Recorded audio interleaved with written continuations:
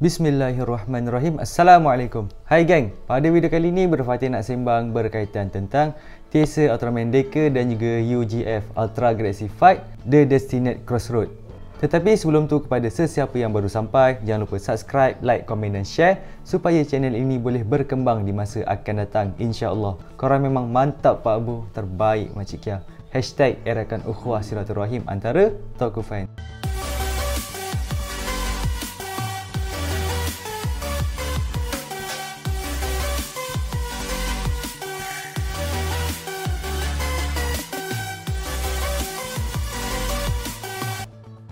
Pertama sekali Bro Fatih nak minta maaf sebab dah lama tak upload video. So sebab busy kerja, tapi kalau macam ada free, insya-Allah Bro Fatih akan upload video.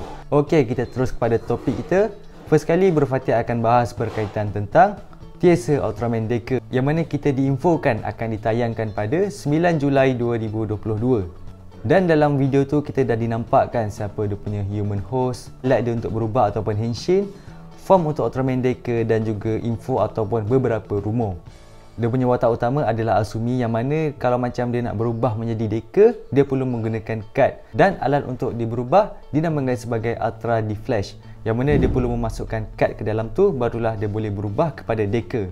Selain tu juga dia ada Ultra Dimension Card, tempat untuk menyimpan kad Ultra, lebih kurang macam Orbs. Serta dalam tu juga kita dah dinampakkan dengan 3 form untuk Deca, lebih kurang macam Dyna, yang mana dia ada multi-type, strong type dan juga miracle type. Bila kita tengok Deca ni, dia macam 3 gabungan Ultra, Dyna, Orb dan juga Nice.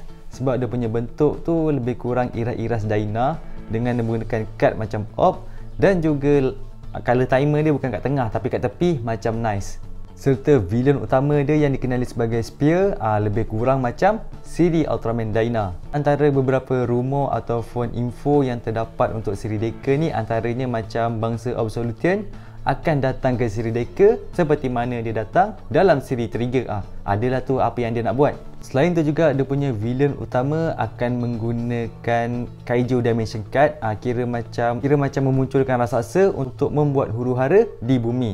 Antara lainnya juga kita akan didatangi dengan final boss untuk Ultraman Trigger, iaitu Megalothor. Selain ada beberapa kaiju yang lain macam Queen Monera dan sebagainya, yang mana mereka ni akan bergabung dengan Spear untuk menjadi kaiju yang lagi kuat dan hebat. Kita tak silap Berfatih, nanti di episod yang ke-6 Kengo akan datang untuk membantu Deca.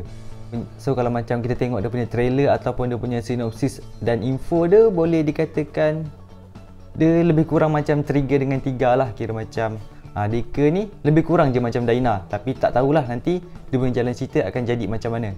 Ok gang, seterusnya Bro Fatih akan bahas pula UGF Ultra Galaxy Fight The Destined Crossroad. Bila Bro Fatih tengok mula-mula dia punya trailer tu, boleh dikatakan agak feeling lah, sebab banyak hint-hint ataupun benda-benda epic yang diorang akan sajikan kepada kita.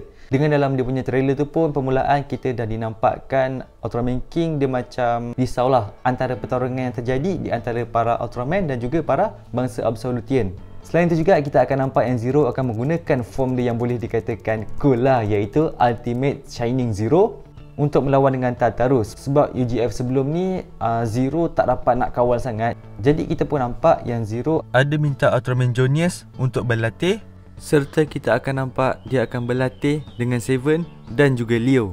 So mungkin daripada situ dia dah dapat kawal kekuatan tersebut.